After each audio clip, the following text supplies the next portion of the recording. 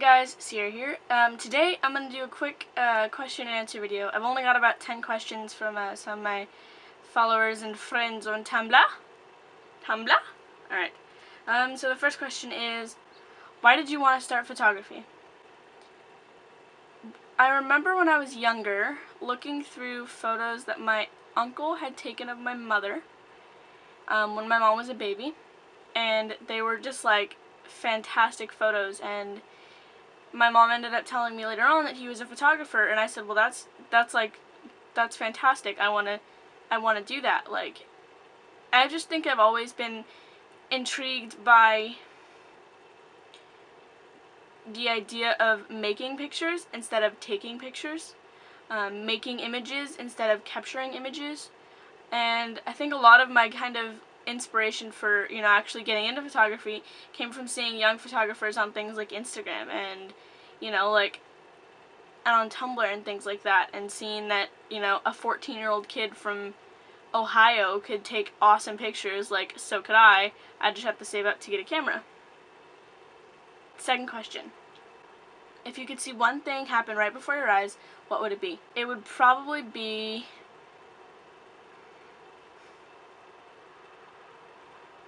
I really don't know.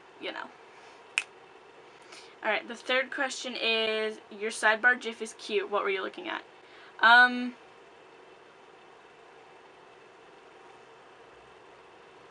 was actually making a video where I was just making a bunch of random faces.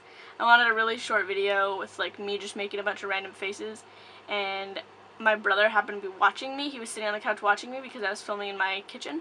I'm sitting on a stool right now, and my camera's on my dresser because I don't have a tripod. And I was doing the same thing in the kitchen, or the dining room, where it was on my dining room table, and I was sitting on the stool, and I was just making weird faces, and I happened to be looking over at my brother like this, and he was like, "What are you doing?" And I, like, stopped making the face and started laughing. Thank you for the compliment, by the way. What are some of your greatest fears? Well, I'm afraid of a lot of things. Besides snakes and large bugs, I would have to say society scares me. How many times have you dyed your hair? Wow. Well, I'm a sophomore in high school, and I've been dyeing my hair since I was in 6th grade, so, yeah.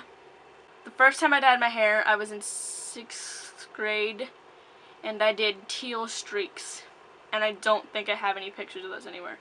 They might have some, like, on my mom's Facebook or something. I don't know, maybe I'll find some pictures and, like, post them somewhere and, like, send you guys the links to go look at them. Like, put the links in the down bar so you guys can go, like, find them. Yeah, and then I dyed my hair red after that faded out. Funny story, I actually had okay, he wasn't really, like, a boyfriend. He was a guy friend that I would hold his hand, and we would, like, hang out, and he was always like, "Kiss me," and I was like, "You're gross, go away, you're a boy, you're gross." Boys are gross. People are gross. I was like, people are so disgusting. I am the only perfect person in this world. Whether or not I am 13 years old, I am absolutely flawless. He didn't want to hang out with me anymore because I put green streaks in my hair.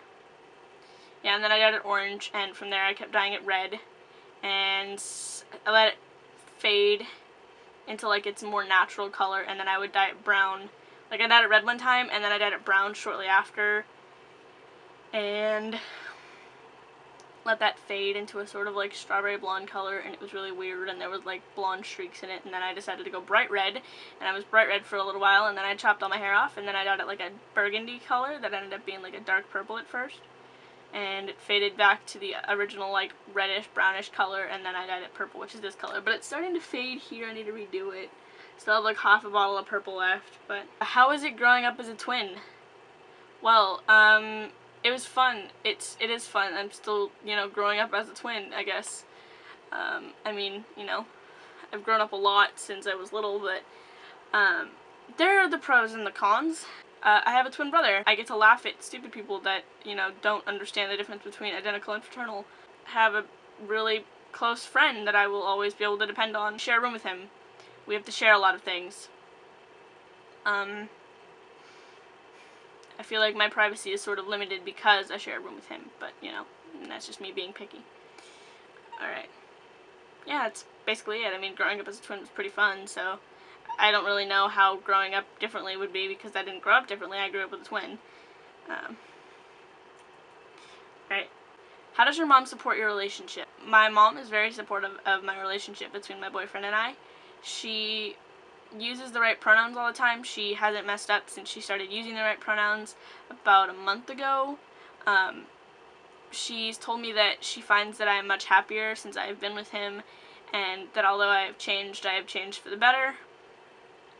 And yeah, she's really supportive actually.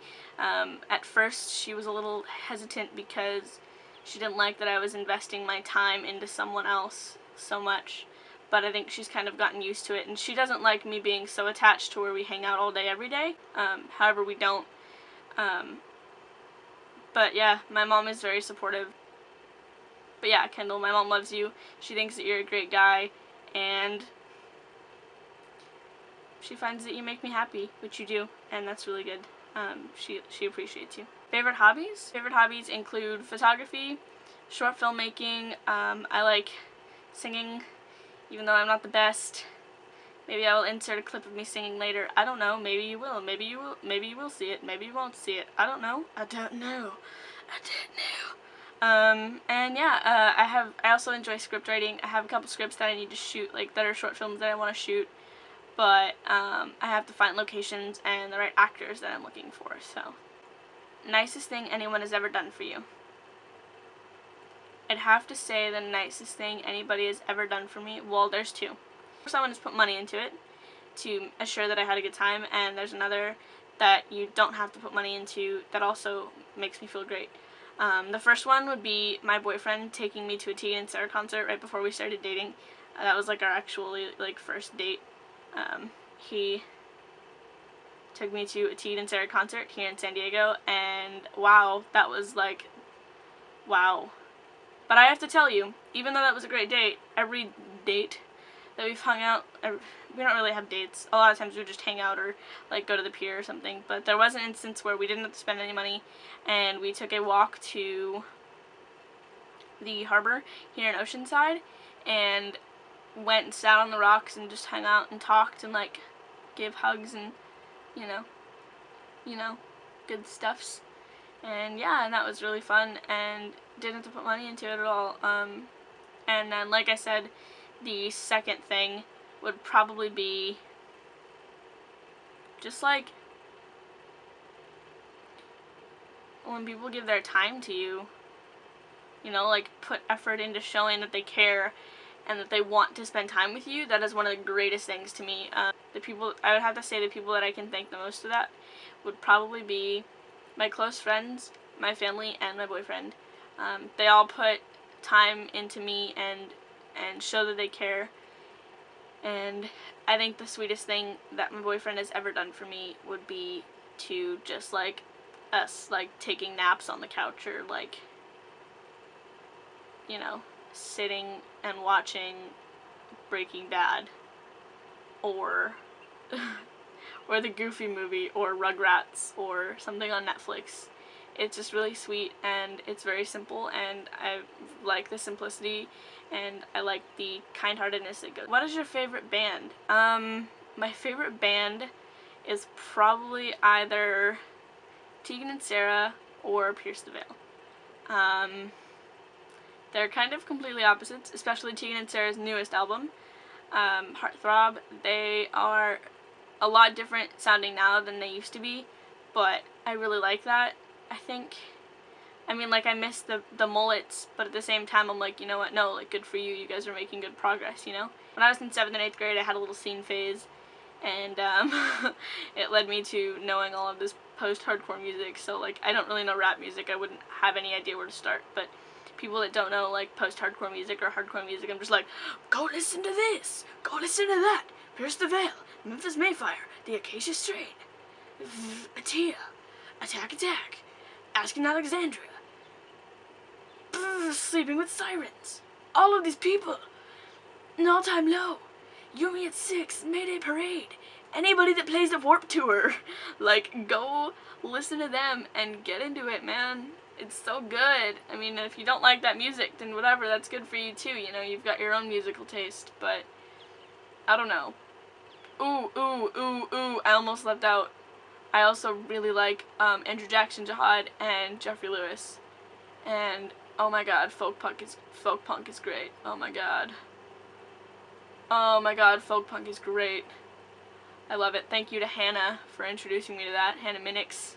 Shout out to you, friend, for introducing me to that music genre. I love it very much. This is my laptop. I'm going to go now. Goodbye.